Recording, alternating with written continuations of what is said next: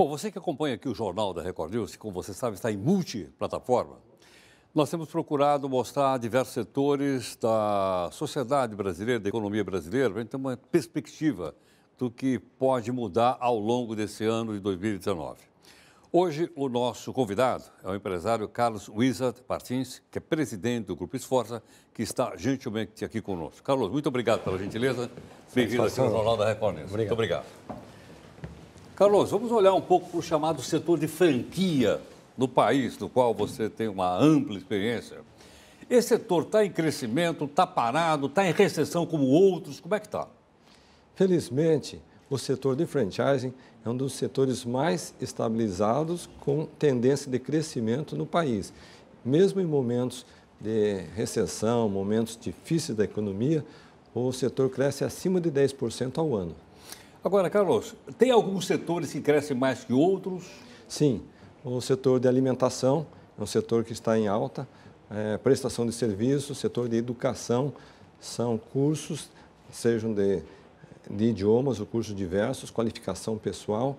E alimentação, você sabe, independentemente, você come hoje, amanhã precisa comer outra vez. E o setor de fast food é uma área que está em pleno crescimento. Nós, do Grupo Esforça, pretendemos, nos próximos 5 anos, abrir 1.500 restaurantes. Quanto? 1.500 restaurantes, com as marcas Pizza Hut, KFC e Taco Bell. Carlos, essas marcas, algumas delas, inclusive, são internacionais, a gente encontra pelo mundo inteiro. Há marcas também brasileiras fora do Brasil? Existe hoje um programa de internalização, ou seja, marcas brasileiras que estão saindo das fronteiras e abraçando outros mercados. Outra questão interessante é o seguinte, no passado havia também um número de mortes bastante acentuado na área de franchising. O que era isso? Mau planejamento, má gestão, o que aconteceu? Vamos voltar lá no início da história. Antes nós não tínhamos uma lei que regulamentava a relação entre franqueador e franqueados. Então, a partir da década de 80, Magalhães Teixeira, inclusive de Campinas, foi quem regulamentou todo o processo, deixando muito claro tanto a obrigação e dever como os direitos das partes. Então, a partir dali passou a ser um filtro, uma peneira. Somente aquelas empresas responsáveis, empresas, digamos assim, maduras, sólidas, que começaram a expandir com crescimento e com fidelização do seu parceiro de negócio. Porque nada adianta também a rede entrar hoje o seu parceiro e amanhã sair. Agora, melhorou também o relacionamento entre o franqueador e o franqueado? Certamente, através do processo de amadurecimento, é um processo contínuo, porque as redes realizam treinamentos, convenções, porque, na minha opinião, o sistema de franchising é a maneira mais segura, mais rentável de ter o próprio negócio, porque a pessoa ela já recebe uma marca consolidada, ela recebe uma gama de produtos que já foi testado no mercado, ela recebe toda uma transferência de know-how, ela recebe também um apoio publicitário de marketing, que tudo isso daqui seria quase que impossível ela fazer se ela estivesse fazendo um voo solo, por exemplo. Agora, Carlos, quanto é que uma pessoa tem que investir para abrir uma franquia? Eu suponho que deve ter desde as mais modestas até as milionárias. Você tem uma ideia de valor? Essa é uma pergunta que eu ouço quase que todo dia. Olha só, para você montar hoje uma loja de fast food, seja ela Pizza Hut, KFC, Taco Bell, a pessoa vai desembolsar entre R$1,5 milhão a R$2 milhões. Já para montar uma franquia, digamos, da rede Mundo Verde, em torno de R$500 mil.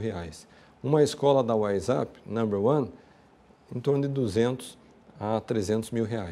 Agora, algumas pessoas me perguntam, Carlos, mas se eu não tenho R$1 milhão, se eu não tenho R$100 mil, como que eu vou empreender? E aí? Então, foi isso que motivou, o ano passado, ter lançado com as minhas filhas o conceito Aloha, que é um projeto multinível, venda direta, porta a porta, por assim dizer, marketing de rede, onde a pessoa com apenas R$1.000, R$2.000, ela pode ter o seu negócio próprio e, a partir dali, desenvolver uma rede de distribuidores, consultores, empreendedores e crescer o seu negócio, pensando grande, mas começando pequeno. Agora, com esse desenvolvimento chamado empreendedorismo, você acabou de dar alguns exemplos agora, isso pode mudar a face econômica do país?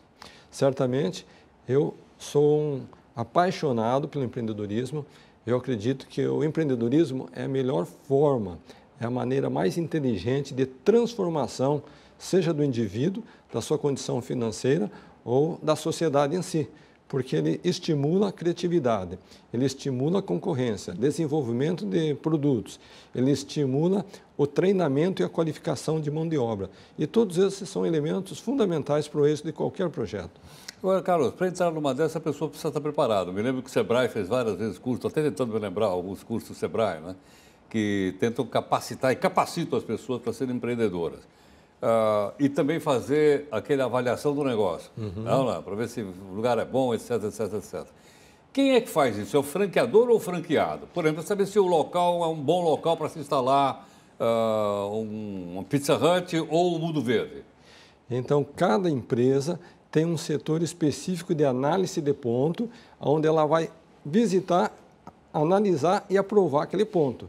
E o ponto, você sabe, Heraldo, que é fundamental para qualquer negócio. Nós já tivemos a experiência de a pessoa ter uma escola montada num lado da avenida e, passado 1 ano, 2, o movimento era, digamos, fraco. Ele apenas mudou de um lado da avenida para o outro e teve o dobro de receita, o dobro de faturamento.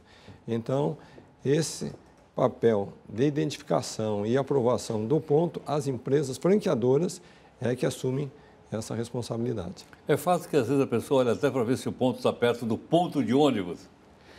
Dependendo do serviço, estar próximo a um ponto de ônibus é fundamental.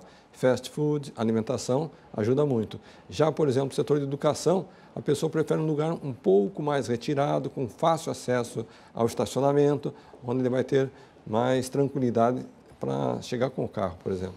Agora, deixa eu perguntar, algumas marcas, elas são bastante mais, têm um conceito mais forte. Eu, certa vez, fui em Pequim e me perdi lá no Palácio de Verão.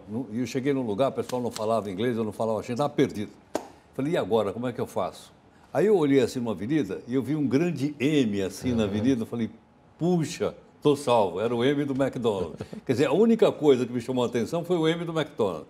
Quer dizer, essas marcas são tão fortes a ponto de eu identificar o McDonald's, para ser americano, como sendo a única coisa que me lembrava o Brasil?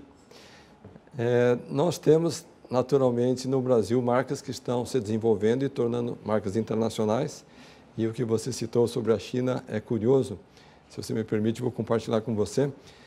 A China é o único país que nós temos mais Pizza Hut e KFC, Kentucky Fried Chicken, do que McDonald's. O frango, ele apela mais pelo interesse, pelo sabor, o apetite do chinês do que o hambúrguer. E a mesma coisa acontece com a Pizza Hut. Eu não sabia. Extraordinário. É curioso. Bom, os chineses são comedores de frango. Tem aquela marcha dos chineses comedores de frango, que está mais ao gosto deles do que o hambúrguer. Exatamente.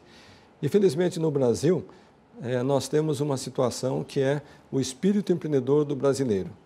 Hoje em dia, muitos jovens, eles não pensam mais fazer uma carreira no Banco do Brasil e trabalhar o resto da vida até se aposentar.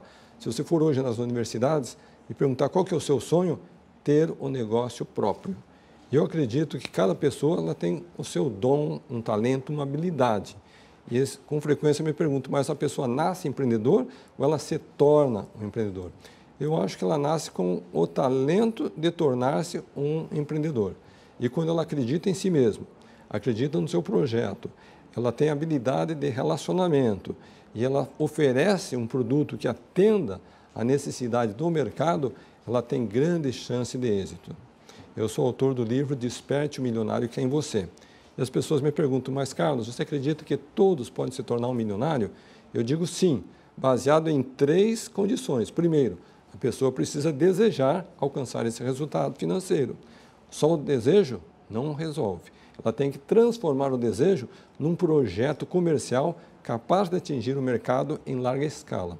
E terceiro, é fundamental, ela tem que ser muito hábil para gastar menos do que recebe. Pera, como é que é o título do livro? Desperte o milionário que há em você. Você me arruma um exemplar? Certamente, vai ser uma satisfação deixar aqui com o Heródoto.